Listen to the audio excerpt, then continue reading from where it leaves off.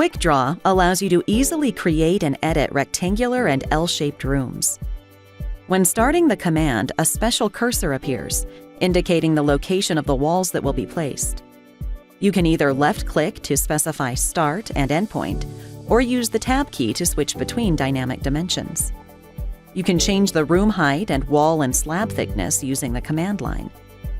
You can continue creating more rooms. Note that the cursor will snap to align with existing walls.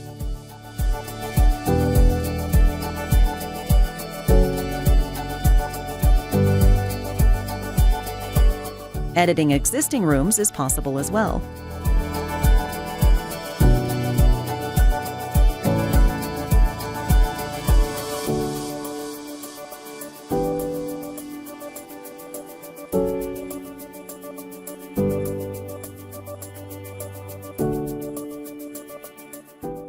Clicking the blue plus icon will create an exact copy of this floor.